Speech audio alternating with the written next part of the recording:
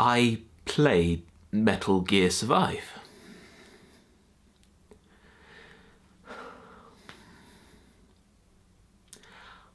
I have proof.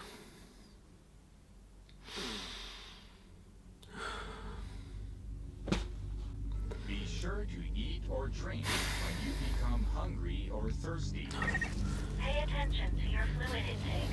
The situation report informs you of the current situation. I detect that you're hungry. Your mission requires that you look after yourself, Captain. Unlike us, you humans need food and water to live. When you access the storehouse, you can change equipment such as your weapons and guide marker. I dare say, our mission has ended in failure. Excuse me for a moment.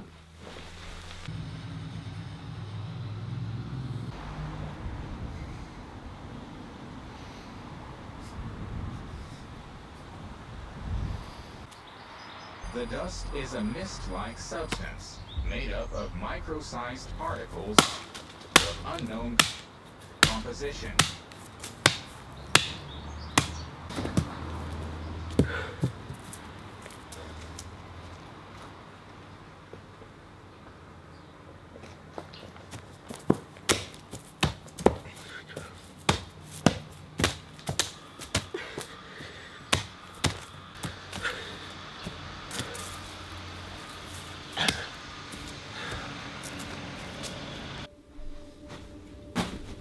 Now, I pride myself in how I take an objective standpoint on my videos on this channel and my other channel, The Closer Look.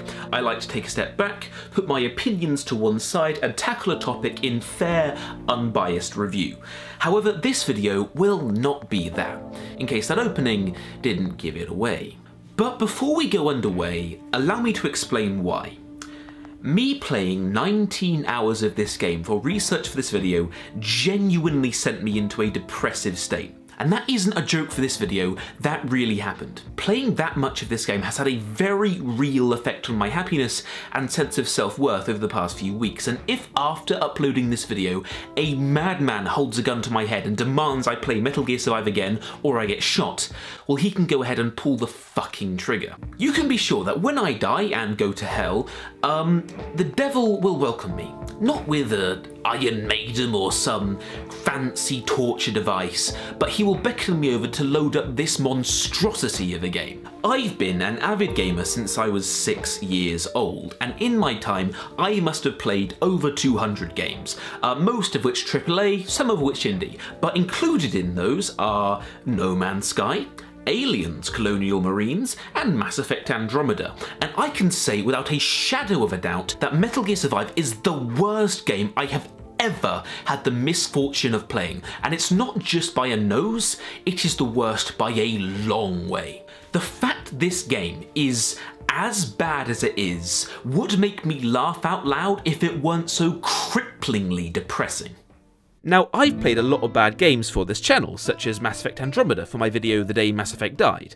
The thing is, Mass Effect Andromeda was a poorly made game. The story was quite weak, the writing was, well, pretty boring, but it was a game with redeeming qualities. Mass Effect Andromeda is a game that if it were, say, $10 on sale, I'd probably recommend you go and pick it up, because the gameplay is quite fun, and for its many failures, there are some moments in there that are genuinely entertaining. But that is not the case with Metal Gear Survive. I never thought I'd say this about a film or a game, but Metal Gear Survive is a game with no redeeming qualities. There is nothing, absolutely nothing that I can say about this game that is positive. I suppose if you absolutely force me to come up with something, the game is at least optimized well, it runs at a stable FPS, it has a progression system, it's shallow and simple, and I've seen many other progression systems in single player games done far better, but at the absolute least, it has a progression system, if a very mediocre one, and also the Alt F4 function works flawlessly, and believe me, I used it many times. Metal Gear Survive is a game so shallow, so tedious and soulless in every aspect of its execution that if it were possible to give a game a minus score, that is what I would give this game. So please, grab a beer or a bag of popcorn or whatever sustenance suits you best, as for the next hour, I meticulously deconstruct why Metal Gear Survive truly is the worst AAA game ever made, as I delve in deep and poke my metaphorical stick through the fence as I shit all over this abomination in the most intimate and to the most cutthroat level to which I am capable. Also, in case you haven't noticed, for some reason, every time I get angry, I get all posh and my vocabulary gets all fancy, so needless to say, I'm going to be one well-pronounced motherfucker. So welcome to the day. Metal Gear died. Why is this the worst game I have ever played? Well, the answer is quite simple. I played Aliens Colonial Marines 4 years ago around a friend's house whose dad bought it for him just for the joke. It was an abysmal game, and we both spent 2 hours on our backs laughing at how bad the gameplay was, and at all the ludicrous glitches. But why? Why was Aliens Colonial Marines not the worst game I've ever played? Because it had nothing to live up to. The reason Colonial Marines, one of the most infamous games in living memory, did not cripple my heart with hate was because its legacy was one of mediocrity. But the legacy of Metal Gear is exemplary. When it comes to pure quality, Metal Gear Survive is on par with the very worst, but the fact it is so bad is not the most painful thing about it.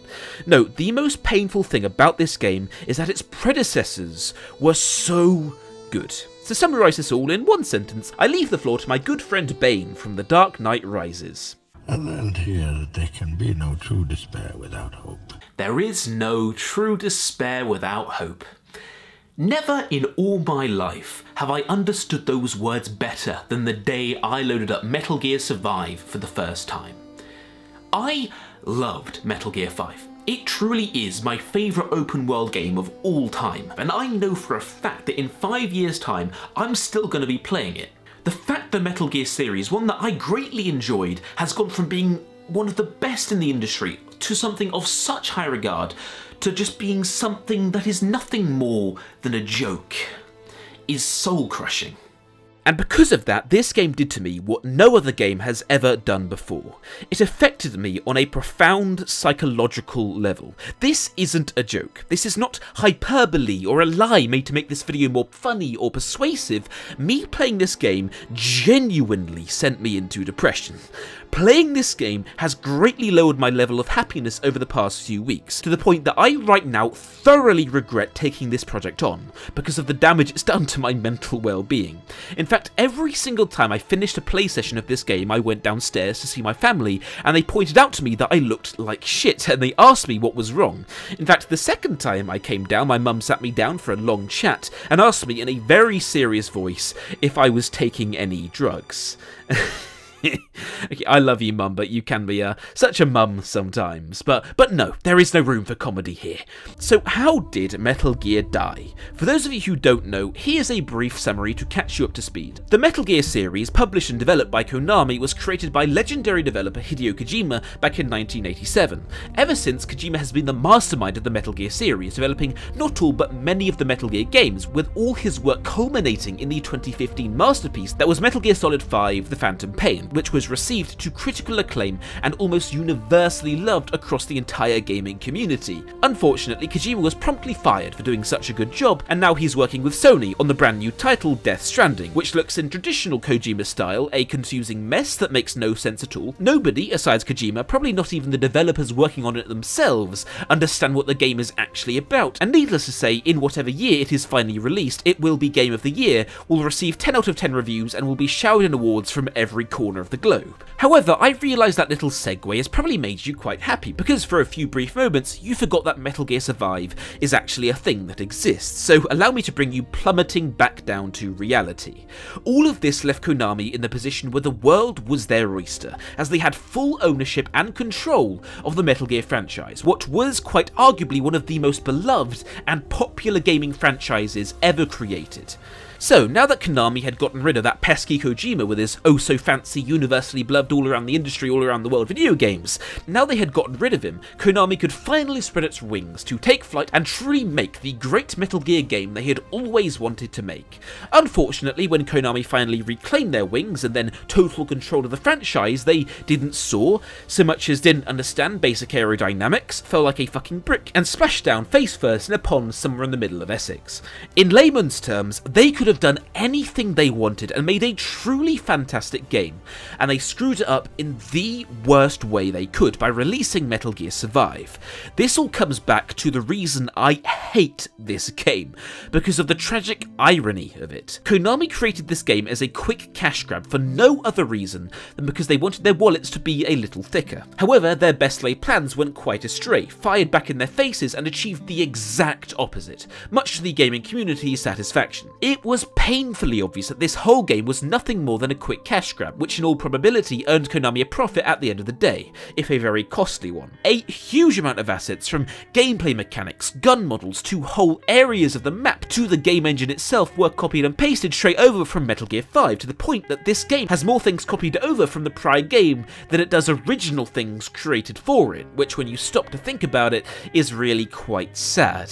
It is clear to see that the budget of this game wasn't even 10% of what Metal Gear 5's $80 million budget was. Now, I am no game developer, but judging by the fact this game had only a handful of voice actors, the script and story was shallow and one of the most boring ones I've ever seen, the overwhelming amount of mechanics were copied and pasted from the prior game, it is my guess that this game cost no more than $3 million to make, although let me stress, that is a total guess from my part. And judging by the fact the budget of this game must have been so ludicrously low, Konami must have made a big profit, purely by the fact that there was so little on the line for them.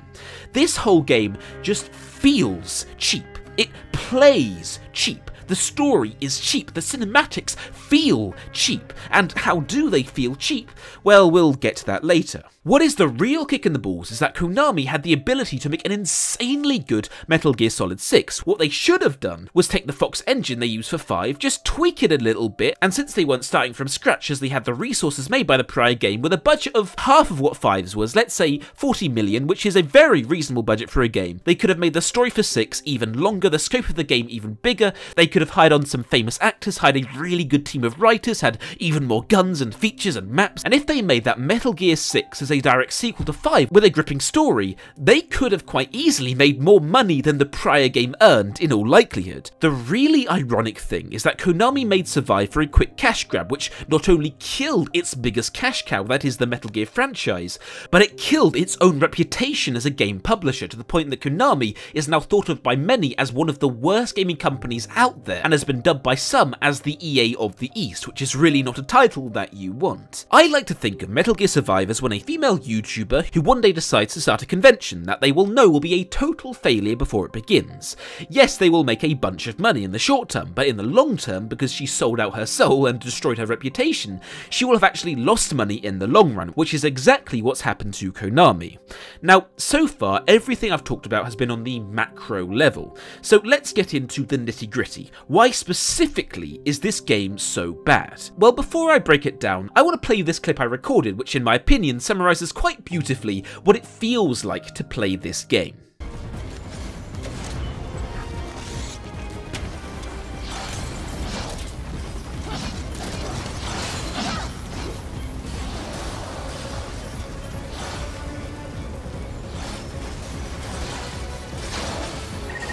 I detect that you're hungry.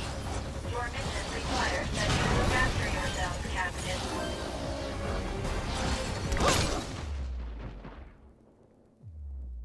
The fuck?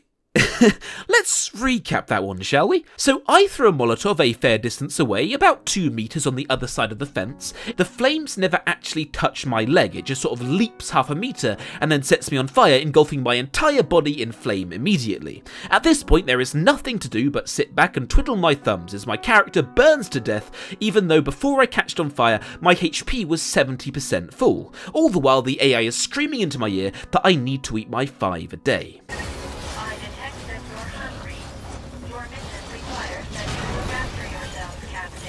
Sorry, what was that? You detected the fact my stomach was only 50% full, but you failed to notice the fact that my entire body is turning into fucking ash?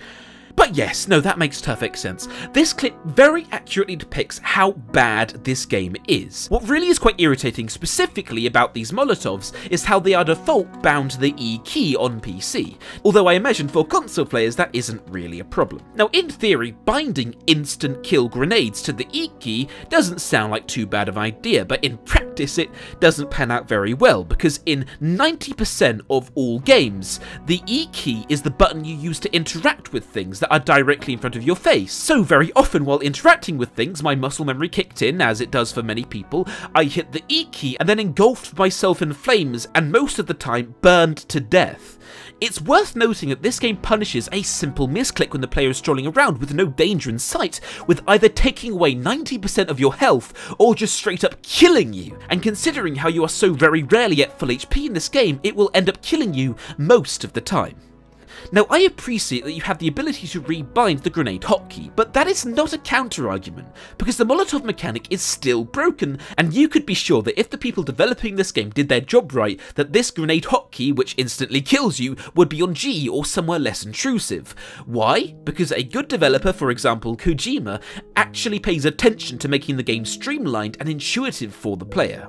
This is a small oversight. However, when you combine this small oversight of the unintuitive key layout with the frankly broken mechanic that most of the time dooms the player to die, it creates a number of situations that severely worsens the player experience, or at the very least, it did that many times for me. It is strong proof that either this game received very little testing and was rushed out the door, or that the team behind this game had not an ounce of passion between them and just didn't care, and to be honest, with a game this soulless in concept, who could blame them? Odds are it was probably a combination of both. Now here's how this game works. If you die or fail the mission, you restart and have to end up at base camp, where you have to redo all of your progress to get back to where you were, which on average takes about 15 minutes. In theory, this is a good mechanic and would belong in any good hardcore game. However, when you combine that feature with the fact that retracing your footsteps is tediously dull, it makes for a frankly terrible player experience. Now it makes sense for the player to be punished for dying, especially in hardcore games. Usually it comes in the form of the player losing all their gear, especially in multiplayer hardcore games like DayZ. However, there is something that those games do far better than survive.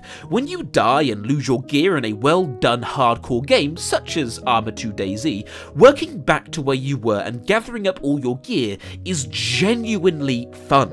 In a well-done hardcore game, when the player dies and are punished by losing their gear or by losing an amount of progress, it never actually ruins the fun of the game. I knew that when I died in DayZ, I would immediately spawn back in and then show those bandits what for. I'd gear up and try raid their base again or strike another objective to get some high tier loot, all the while enjoying myself. I appreciate one is a multiplayer hardcore game and the other is a single player hardcore game, but it's a concept that carries through on both. How should the game punish the player for making a mistake and dying, which is often the question that separates hardcore from softcore games. When I played Metal Gear Survive, I desperately didn't want to die. When my health got low and my supplies ran out, my heart raced as every fibre of my being didn't want to fail the objective or lose my life, and the reason why wasn't because I didn't want to lose my gear, but because I knew that if I died, I had to spend the next quarter of an hour backtracking, doing the same repetitive things I had already done before, just to get back to where I was. This game punishes you for dying by making the game tediously dull for the next 10 minutes to quarter of an hour. Yes, you can argue that that very successfully makes the player fear dying, however it achieves it in the worst possible way. It makes the player fear death by making the game cripplingly unfun if they die. Which, as I explained earlier, is why that whole Molotov mechanic pissed me off so bad. And that mechanic of death in this game, where if you die you have to redo what you did for the last quarter of an hour, gets especially bad in the longer missions, where the amount of time you spend retracing your steps only gets longer. But what makes this game so much worse in this respect is this. You need an internet connection to play this game. If you don't have one, you physically cannot play the game. You are stuck on the menu screen, despite the fact that it is a single player game. Go figure. Now, my internet connection is actually quite good. I have a 20 megabyte download speed, which is above average for England, and every evening I play multiplayer games with my friends, and I never have any problems with it. However, for some reason, the game would routinely, randomly, return me to the menu screen, citing my internet being disconnected as the reason. This is a single-player game, and on 4 separate occasions, the game restarted and deleted all of my progress because it thought my internet got disconnected when in reality it didn't. Every time it happened, I loaded up Chrome, and sure enough, my internet was working perfectly fine. From what I can make out, it was either 2 things. Either the servers at Konami were malfunctioning, or my internet was fluctuating for exceptionally small periods of time, somewhere in the region of a few milliseconds. After the tiny fluctuation that lasts as long as the blink of an eye, even though my internet was back up and perfectly functional in less than a second, the game would flash on my screen that you've been logged out and back me out to the main menu. The worst part about this is whenever this happens, the game treats it the same as dying. So every time the message pops up, I respawn back at base and have to spend the next quarter of an hour backtracking to where I was through no fault of my own, which, as we just discussed, is a cripplingly unfun mechanic. And here is a prime example of how much this feature ruined my experience, which I was already finding tedious. So I was in the middle of one particularly long mission where you have to defend a point for a full quarter of an hour. It's probably the hardest mission in the whole game, and while doing it, I'd already failed twice, so I had probably invested a full 45 minutes trying to get past this mission at this point, but my third run was by far my best run yet. It was going so well that by this point only a minute was left, it was basically in the bag, and I was essentially guaranteed to finish the mission successfully. And then this happened.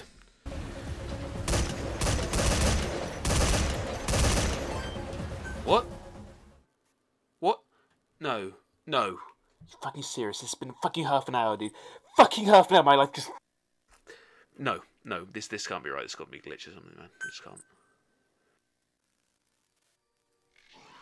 No, I'm done. Fuck this. I'm done.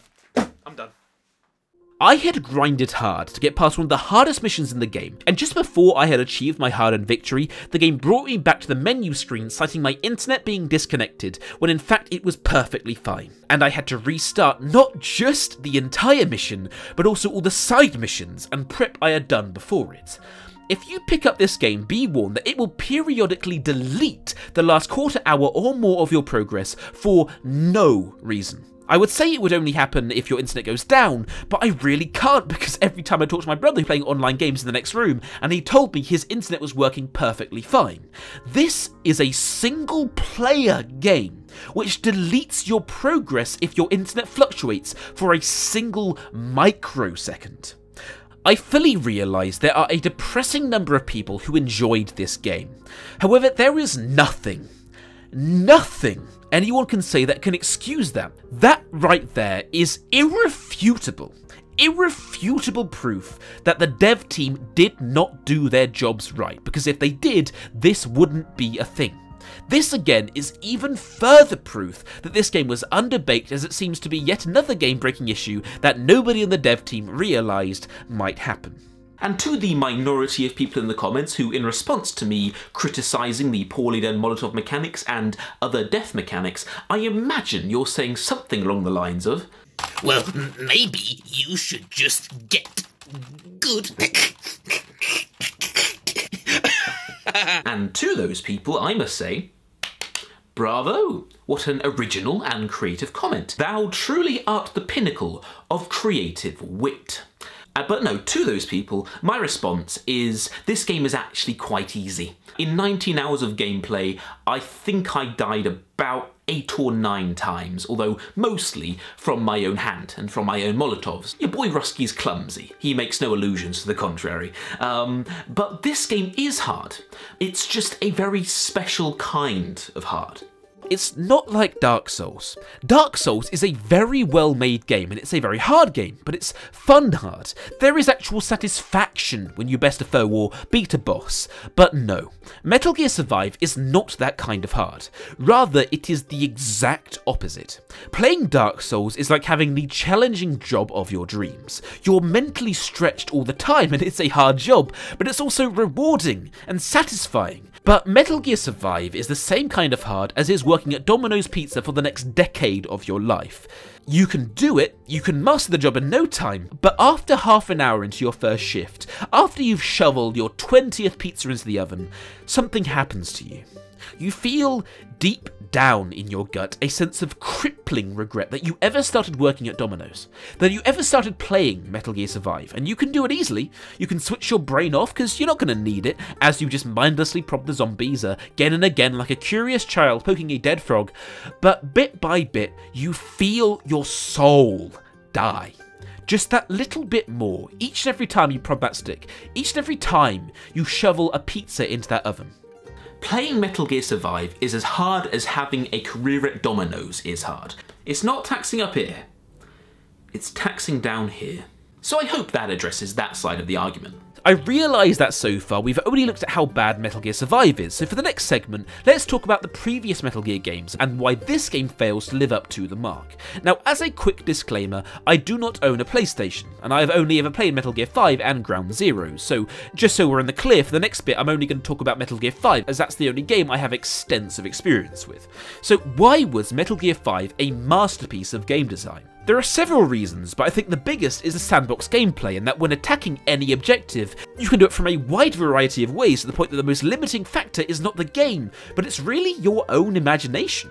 But my preferred method of taking out an outpost is this. I'll get a vantage point and scout out the base, who there has good skills and is worth extracting. I'll recon the area, tag all the soldiers, and make a mental note of who I want to spare and who I want to kill. And then I'll sneak around the edges and pick off any stragglers, although I'll plant C4 along the way, on their radar, their generators, and I'll work my way to planting the C4 on their radio. Then as I go around, taking people out sneaky peeky like, if it all goes tits up, which it usually does, I'll flick the switch and cripple the outpost, turning off all the lights, making it harder for them to see me, destroy their communications, making it impossible for them to call for backup, destroying their anti-air so if it gets really bad I can call in a gunship and then wipe them all out. But that right there is only my preferred way to attack an outpost. I saw one video where a guy threw a smoke grenade in his jeep and just drove straight through the camp because the enemy couldn't see him through the glitched smoke. He grabbed the hostage and just drove away nonchalantly without firing a single shot. Do you want to go in like John Wick with no subtlety and one-tap everyone with your rifle? Do you want to call an attack? Do you want to take out everyone with nothing more than bonking them on the head with a magazine?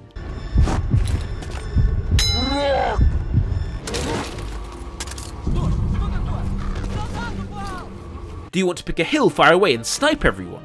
Well, one time I did just that and was using my rifle to pick them off one by one when this happened.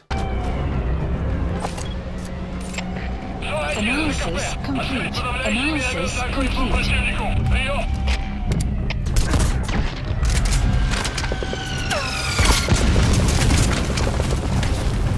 When this happened, I had a massive grin on my face for a full 2 minutes. The AI reacted dynamically to my strategy by calling out exactly what I was doing on the radio, and then did what the military do in real life and fired mortars at my position. It's so cool how the AI actually intelligent and worked to counter your strategies. Now there are some people who didn't like Metal Gear 5's story, and I can understand why. It's not by any means a bad story, and in my opinion it does get quite interesting at times, but compared to a lot of other games out there, and also compared to the prior games I've heard, its story isn't as good. But really, the way this game shines so well is in how excellently it plays, in how massive its replay value is, and in how it gives the player a huge amount of freedom in how they want to attack an objective. So there is a mission where you had to fight against the superpowered sniper Quiet in an ancient ruin. So how do you want to tackle this situation? Do you just want to drive away and ignore her? Do you want to engage her in sniper v sniper combat? Do you want to call in a care package and bonk her on the head and knock her out? Do you want to call in an airstrike right on top of her, call in a tank and blow her to bits? The freedom of choice is huge, and it's entirely up to you. Haha, she may be an elite sniper, but can she tell who is the real Rusky? Oh, yes she can. And then compare all that splendour, all that overwhelming fun and freedom of approach to this.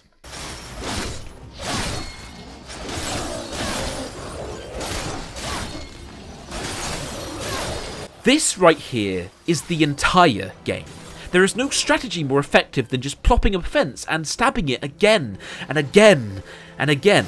Sure, every now and then, if you're feeling particularly adventurous, you can throw a few Molotovs or grenades, maybe even bring a pistol, but that doesn't really spice up the gameplay and doesn't change the fact that at the end of the day, you are playing a repetitive zombie defense game. And if you want to have a little freedom of choice and play with just an assault rifle, for example, you can't, because in this economy, bullets are so expensive and you can hold so few of them that you will run out of ammunition after about 60 seconds, and then you have to grind a full hour or more just to get those bullets back. In Metal Gear 5, you can attack an objective 100 different ways, but in Metal Gear Survive, you attack it in one, by plopping up a fence and stabbing again and again and again until your finger starts to go numb.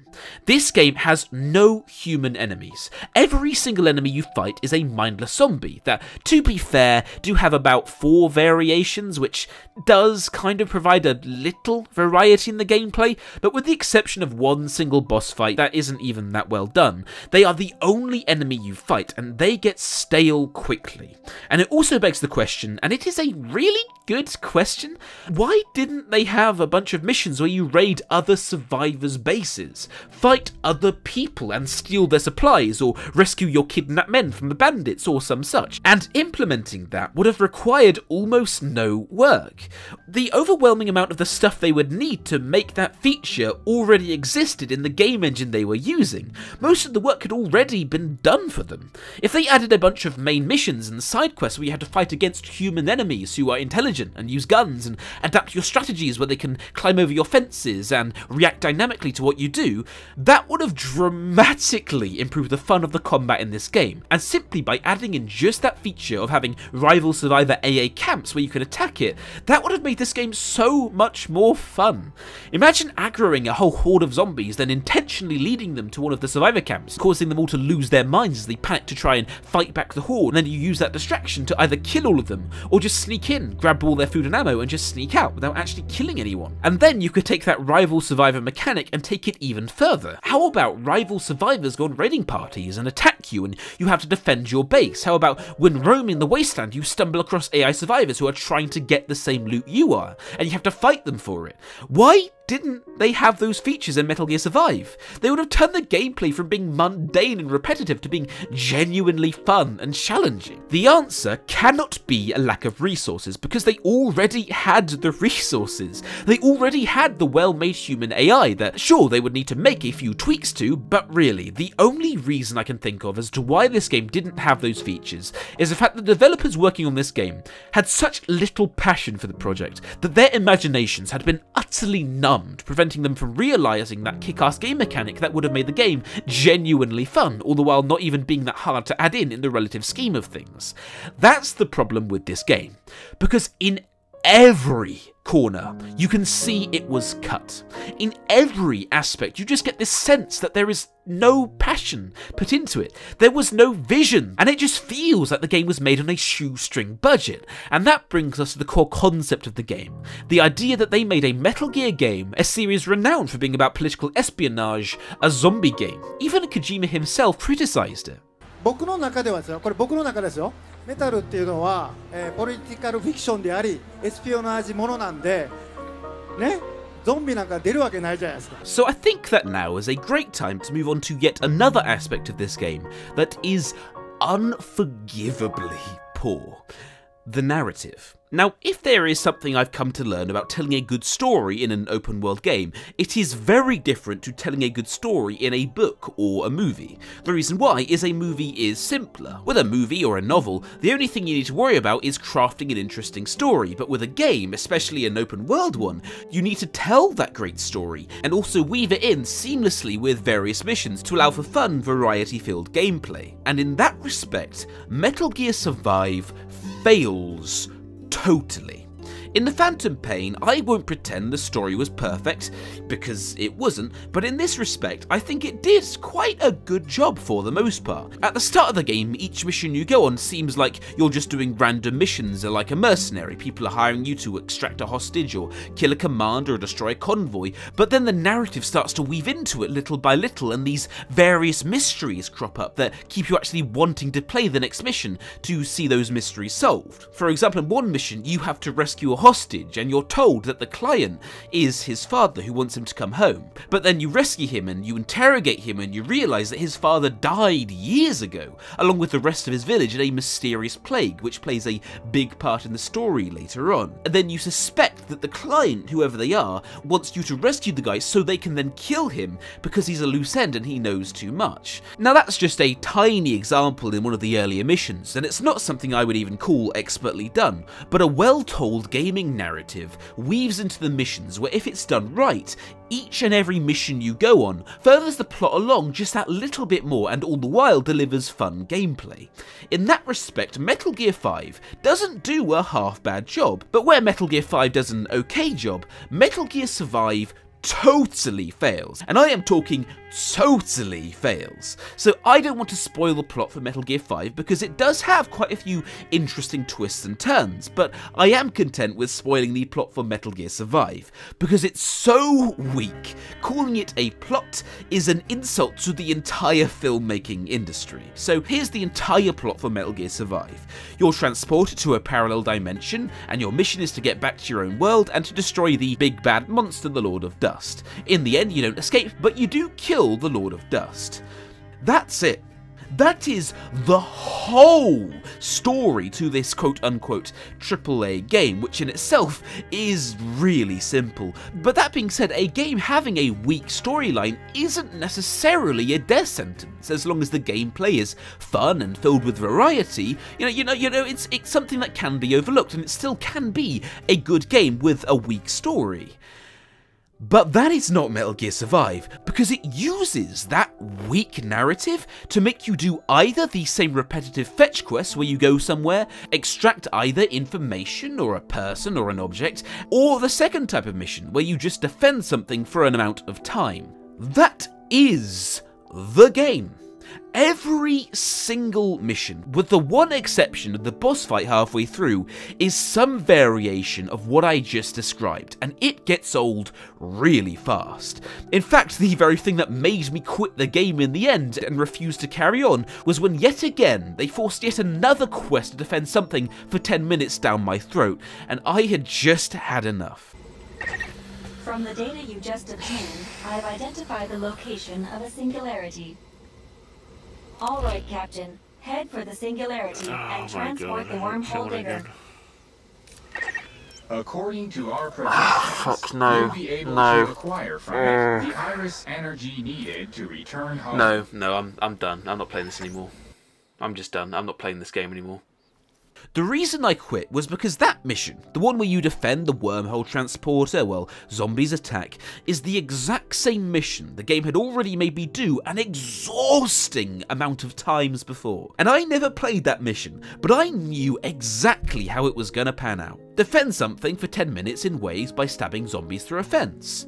And then I found out that that mission I quit on was the second last mission of the game, so I did some analysing and some fancy maths, and I figured out exactly how many missions play out this way. So the fetch quests are you going to retrieve something, then bring it back to base, and the defend quests are you defending an objective for an extended period of time. In total, the main story of this game boils down to 14 fetch quests, 10 defend quests, and 1 boss fight that wasn't even that well done. And the fetch quests are really defend quests in disguise because you need to secure the transporter to get back to base and defend it for a good 3 minutes. So essentially, every single mission, with the one exception of that one boss fight, which was again one of the worst boss fights I've ever played, and maybe the prologue if you really want to count that, all of them have you either defend something for 10 minutes or you retrieve something and then defend something for 3 minutes. That's it. That is the game. The story is nothing but a thinly veiled excuse to make you do one of those 2 different tasks that already feel repetitive the second time you've done them. Imagine Metal Gear Survive like Fallout 4, except the only character who exists is Preston Garvey, and the only line he ever says is there is another settlement that needs your help, and the only mission you can do is Preston's, where you defend the settlements from raiders. That is Metal Gear Survive. They took the mundane repetitive side quests that nobody enjoys, they plucked out just one of those side quests, and made that one shitty side quest the entire game. Even the final boss fight, the climax of the whole game, you don't even fight the big bad boss. There are just these traps that you use to kill him, so all you have to do in the grand finale of the game is do the exact same defend mission you've already done a dozen times before, but instead the big difference of this boss fight is instead of defending it for 10 minutes or 15 minutes, you have to defend it for a full half hour. Well, that's really creative, Konami. What an interesting way to end your game. Okay, so that again is solid proof that this game was undercooked and rushed out the door with next to no time put into it. The Phantom Pain had 50 missions. 50. And granted, 12 of those are quite literally you repeating earlier missions at harder difficulties, so really this game only has 38 main missions. But in those missions, you have so much variety and story packed in. You fight against superpowered snipers, near bulletproof soldiers, you extracted prisoners, you destroyed tanks, you intercepted convoys, you assassinated targets, you have to deal with a viral outbreak in your base as all your staff you've worked so hard to acquire get infected and die and go insane, in a mission that still today gives me chills when I think about it, because of just how well it was done. There was that final mission with Quiet, which I won't spoil, but damn, it was done so well and was a fantastic goodbye to that character. There was so much story and variety and character in the main campaign of the Phantom Pain, and in Survive, there is none of any of that. And I won't pretend that Metal Gear 5 is perfect. A lot of things in that game, in traditional Kojima style, made no sense whatsoever. For example, Quiet and her, well, let's just say less than practical apparel. Hey, Quiet, we're gonna be heading out to war-torn Afghanistan. We're gonna be fighting the Russian army, and the odds are facing heavy resistance. Machine gun fire, mortars, maybe even attack helicopters. We might even run into their special task force, the Skulls unit, and if we do, we're in for one hell of a firefight. Bring along the thickest body armor we have. You're gonna need it. Well, I don't like the way the armor feels on my skin, so I'm going into a war zone in nothing but my bra and the thong. And I'm also going to bring along a single dominatrix glove for one hand, not even both hands because I lost my other one. Wait. What the hell, Quiet? Not only are you gonna get incredibly bad sunburn, but also if a single bullet hits you literally anywhere in your body, you are gonna bleed out and die.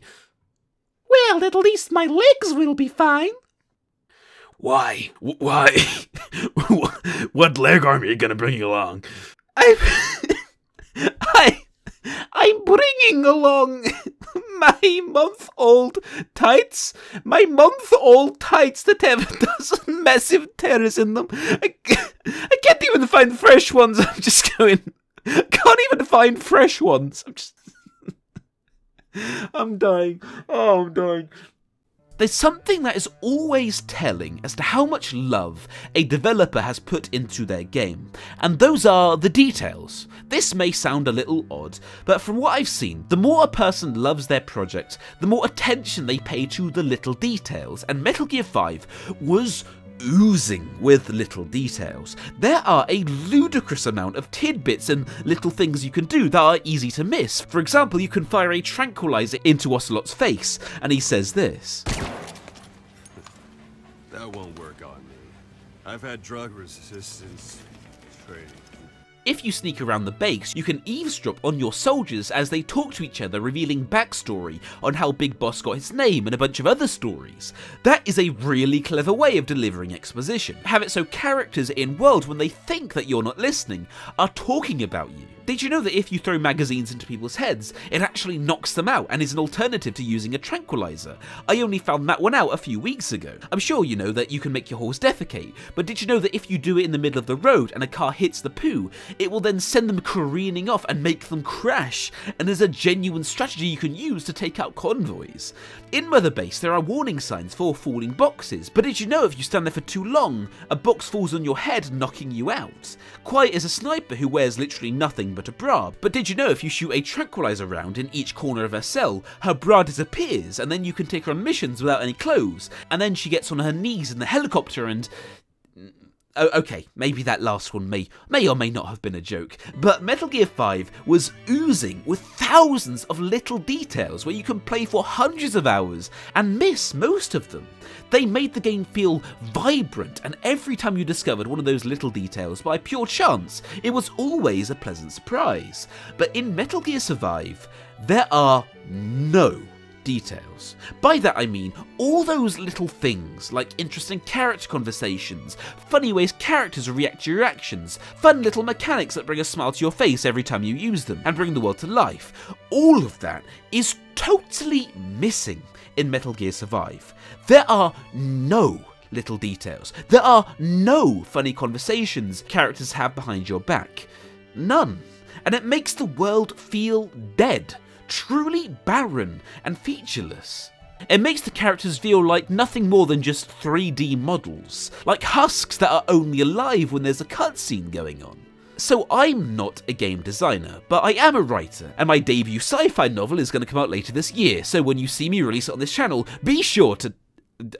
Okay, I can't even bring myself to end that shameless plug. But if I were the head man in charge of Metal Gear Survive, here's an example of a little detail that I would have added. So you're in an apocalyptic wasteland. For the first 4 hours of gameplay, there is not a human face in sight except for Reeve, this one other survivor you stumble across. Think about it. Imagine being in a place so terrifying, so cruel and lonely, where there is only one other person who is still alive. Imagine the relationship you'd have with that person. The possibilities for interactions are massive. Maybe you have the option of going up to him, and there's a hidden cutscene that isn't forced in your face, it just comes up when you go up to him and hit a button. You sit down and he talks to you about where he's from. Maybe he has a girlfriend or children at home he's desperate to get back to, and survive the hell of that world just so he can go back and see their faces one more time. When you plop a man and a woman into hell where they have only each other for company, the dynamic they could have would be truly fascinating if written well. But what do we have instead of that? We have this. All he does is sit there on the bed and hold his side. He never looks up, he never says any dialogue, he just sits there in a looped animation regardless of what you do. But it does get better. When you get into the late game, he stands up and says one of two canned lines of dialogue every time you walk by, and he even moves around the base. One day he's standing by the potatoes and the next he's standing by the fence. Although you never actually see him move though. That would have been too much work for the developers to animate his walking animation. But how sad is that? How boring is that? There was a wealth of potential with the relationship the character builds with Reeve, and if he did talk about his life at home and says that he has children that he's desperate to go back to and make sure they don't grow up without their father, maybe that would have turned him into a genuine character the player could actually root for, which is something this game desperately needed. I'll tell you this, that if Kojima were directing this game, he would have probably committed seppuku because he would have rather died than work on this shithole of a game, but if he did work on it, he would have absolutely put a ton of fun, interesting things like that in this game. And that leads me to another critical failure of this game. This game, for a seemingly story-based single-player game, has no characters. The Metal Gear franchise is one that's known for being story-driven, with fun characters, and this game has none of either of those.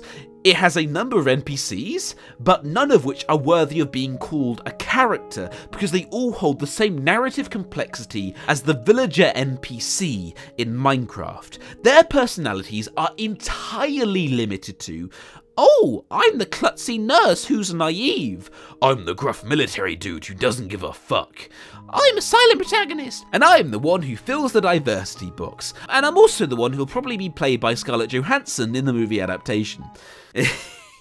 It's a funny joke, yes.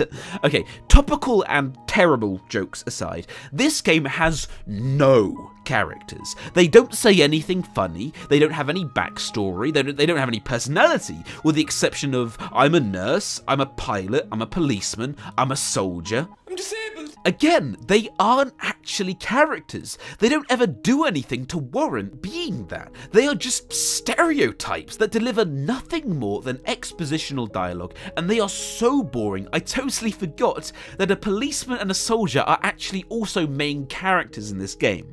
I totally forgot that these two characters are in the game at all, because they're just so dull that I just forgot they even existed. But the worst offender, by far the worst offender, is the AI that speaks into your ear in a totally monotone, emotionless voice the entire game, repeating the same things again and again and again. And in the future, if I ever have trouble going to sleep, I won't use a sleeping pill. I'll be sure to listen to this bloody voice, and it will send me straight into sleepy slumber. Of that I can guarantee. To generate a wormhole home, we must obtain a higher purity crystallized energy, iris energy. It appears as though the information on our memory may be fully restored. Craft the wormhole collector. This is needed to carry out the remainder of your mission. Becomes available to us when you connect the board to us. What is really bad is how the AI is the one who delivers most of the exposition and who does the tutorial for the entire game. So for a good 20 minutes at the start of the game, not joking, a full 20 minutes at the start of the game, that boring voice is the only one you listen to, and it is just endlessly listing off the gameplay features in one of the worst tutorial sections I've ever seen, where in the space of about 5 minutes, they just crams every single feature straight into your face, and none of it gets learned. Before you begin your mission in earnest, let's go over some basics. Open your iDroid. Unlike us, you humans need food and water to live. Be sure to eat or drink. Speaking of which, let's find you something to eat. The map displays terrain as you yourself have the core collected.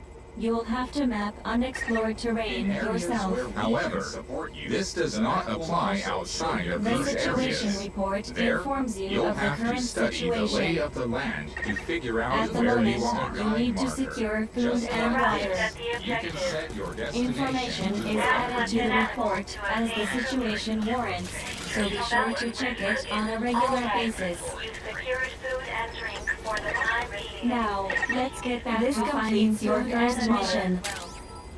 We've detected a place with usable resources. We'll automatically Begin by send to the heading there. storehouse any resources We've you marked their contain. predicted Resources location on the stored map. appear as noted. Place a guide marker.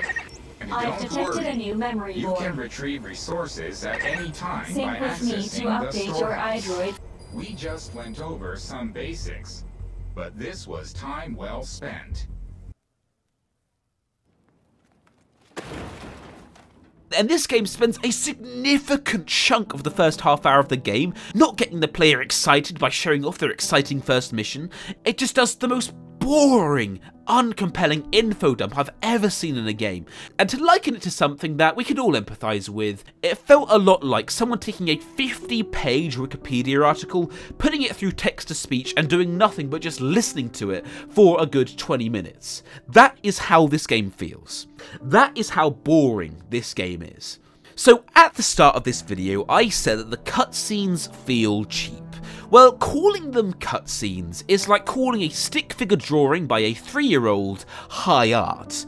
They are more akin to PowerPoint presentations. In this game, I remember there being about 5 cutscenes. In the entirety of the main campaign, like the story-based main campaign that lasts for about 8 hours, there are roughly 5 proper actual cutscenes where characters actually talk to each other. But how could a story-based game get away with so few cutscenes? Well, I'm glad you asked. I'm not actually glad at all, because thinking about this makes me hurt inside.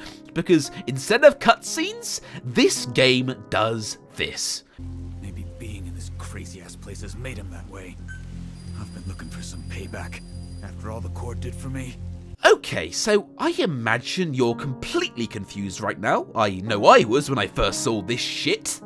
Essentially, because the budget of this game was so cripplingly small, they decided to cut corners in one of the more jarring and obvious ways. Instead of having cutscenes, they have PowerPoint presentations, assisted with one image every 30 seconds. At the beginning and end of every main mission, you just have to sit through this PowerPoint, and it is nothing if not cripplingly boring. But the best ones come towards the end, where you have the more serious dramatic things happening as the story starts to reach the climax. And instead of having these compelling action sequences, you just have the protagonists and the villains shouting at each other over fucking Microsoft PowerPoint. Who are you? What are you doing here? Hey, disconnect that thing, now! Please calm down, Dan.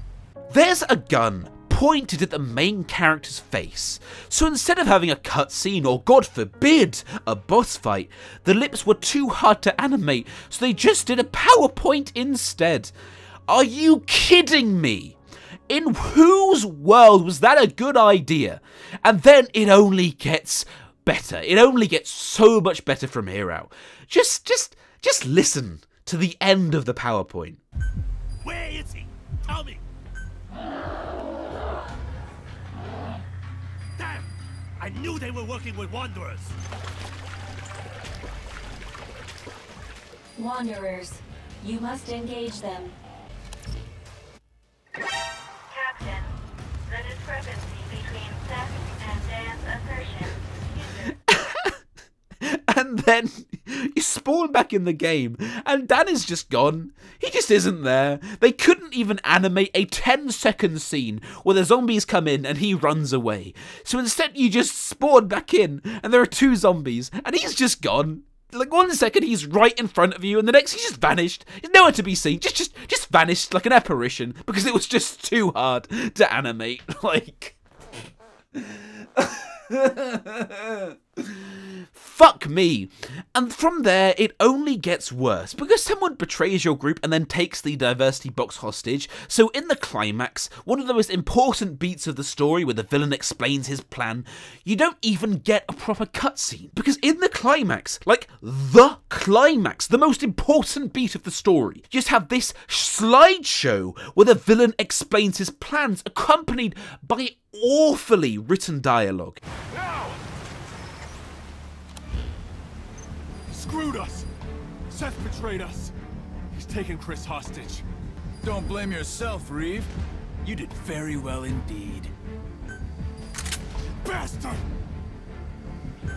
That's close enough! Someone might get hurt.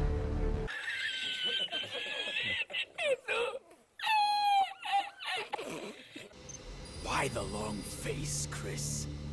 You scared of dying now all of a sudden? That stench. You're just like I was when I ended up here and gave up on living. That's the stench of despair coming from you.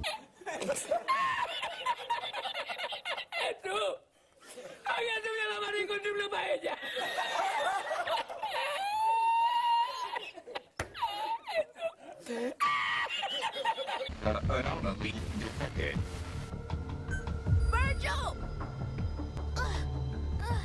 Stupid legs.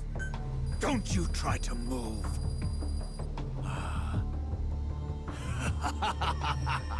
Finally. This is the climax!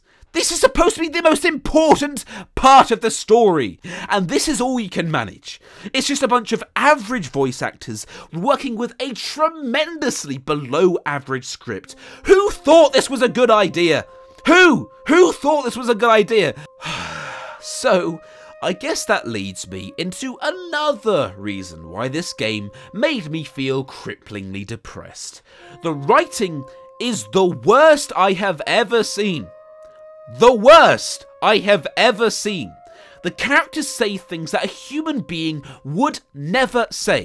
They have opinions that make no sense. It really is Tommy Wiseau levels of storytelling. Actually, no, sorry, that's not fair. Tommy Wiseau is a storytelling fucking genius compared to the folks who made this. So here are a few examples to just provide you a little taster of how bad this writing is. So about 3 hours into the main story, there's a mission where you have to save a nurse. She's unconscious on a rock, about to be eaten by zombies, and you rescue her, and then she finally regains consciousness. Okay, so before I play what happens next, let's try to imagine what she would say. bear in mind she has no clue what's going on. She doesn't know who you are, she doesn't know where she is, she has no clue she isn't even on Earth anymore, and from the looks of things, she didn't even know she was in danger at all because she was unconscious. So it might be something along the lines of, oh my god, where the hell am I? Or who are you? Or some other totally understandable line of dialogue where she's utterly confused. But instead, she says this. Thank you. That helped. What? You were unconscious! You were in the middle of your shift at work in suburban America, you get knocked out, and you wake up in the middle of a desert, what looks like in the middle of bloody Pakistan, and then there's a grizzled pair of mercenaries with guns and spears and shit just looking down on you, and the first thing you say is, thank you? That helped? No human, if they were in such a situation where they would quite reasonably assume they'd been kidnapped, would ever say those words. Now don't get me wrong, I've seen worse dialogue, but this is exactly how all of the dialogue feels. It's weird.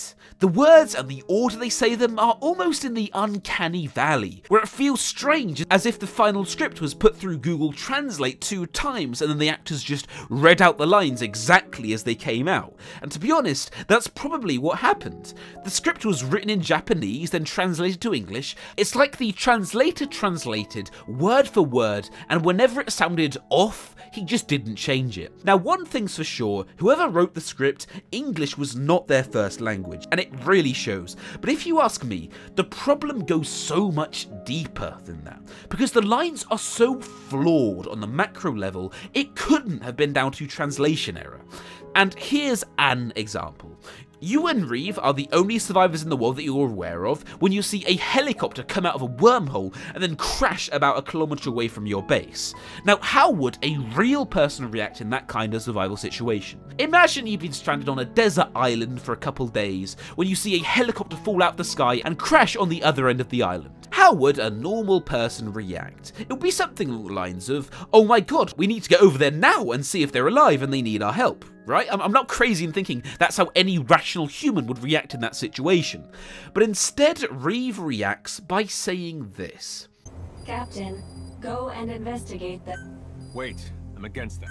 Okay, sorry for the fact that cuts off kind of early, because by that point I've already watched about 14 minutes of PowerPoints, and I was just starting to speed through them. But his explanation is really convoluted and weird, so I'll just give you the TLDR of what his reasoning was. He doesn't want to try and rescue those survivors, because an hour ago you came across the corpse of someone who was murdered by gunshot, and he is worried that those guys might be part of it.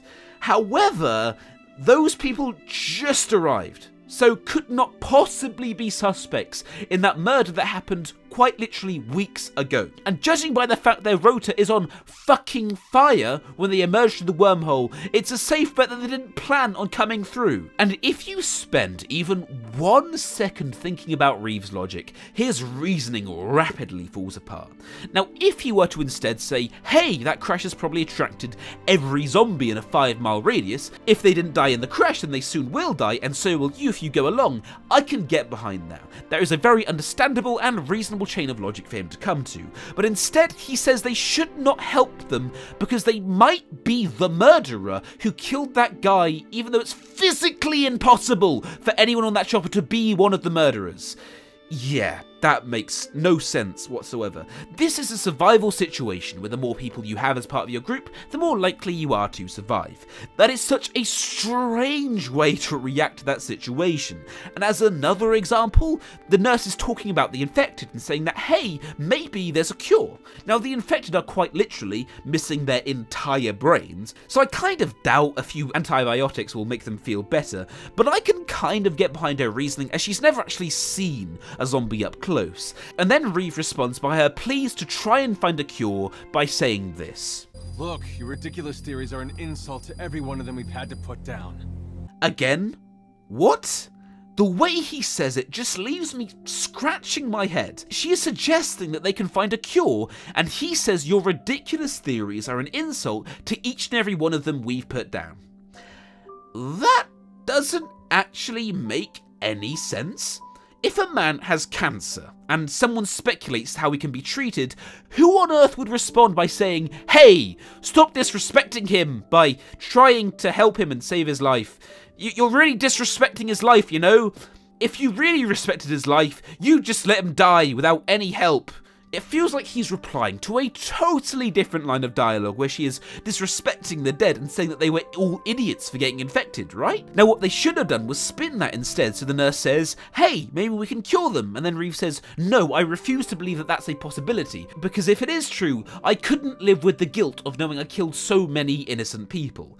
That's how you do dialogue. That is an interesting way to write that conversation, but they didn't do it because, God forbid, we might actually make the characters interesting. We might humanize them. Oh no, we can't have that. So that is exactly how the entire game plays out. Every time a character opens their mouth, they don't feel like actual people. They don't often make sense at all. They just feel like that Japanese robo doll that looks kind of human but is obviously fake.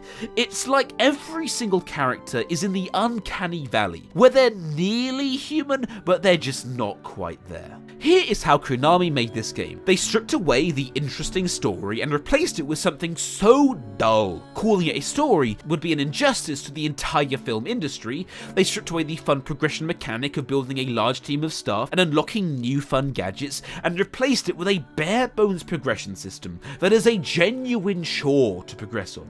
They stripped away all the little details that made the prior game so great, like hidden lines of dialogue that revealed more about the world, and hidden gameplay mechanics that you had to be either lucky or stretching the game to find, and instead didn't replace them with anything, they just removed them. They stripped away the numerous well-rendered CG cutscenes and replaced them with several hundred PowerPoint presentations that again are a chore to watch. They stripped away hundreds of guns, C4, rocket launchers, grenade launchers, tranquilizers, tanks, artillery support, helicopters, sleeping gas, carbon boxes, dynamic weather, reflex mode, the ability to customize your guns, the ability to play as any member of your staff, the ability to have companions that greatly alter the way in which you attack an objective, the music player to listen to while on missions, the quite literally hundreds of well-done cassette tapes that often provided very interesting backstory and lore for you to listen to while adventuring, the ability to get into a gunfight with other people, and much more, and replaced all of those fun mechanics with a fence and a knife on the end of a stick. That right there is what Metal Gear Survive is. They took the fantastic 9 out of 10 game that is Metal Gear 5, sucked out like a vampire every single thing that made the game good until they had just the bare bones of what wasn't even a game at that point. It was just a characterless husk, and then they added zombies. That is what this game is. A hollowed out husk of a game. And even calling this thing a game feels wrong, because Metal Gear Survive is as much a game as is wrapping sandpaper around a brick and then scraping it against your scalp until your brain starts to spill out is a game. Calling this a total failure is a tragic understatement. This game is an abomination, and is a warning to the entire gaming industry of what happens when you use a beloved franchise for a quick cash grab. And it genuinely confuses me that there are people out there who actually made it to the end of this game. So when was the day Metal Gear died? The day Metal Gear died was when Kojima was fired, but that was not the reason Metal Gear died.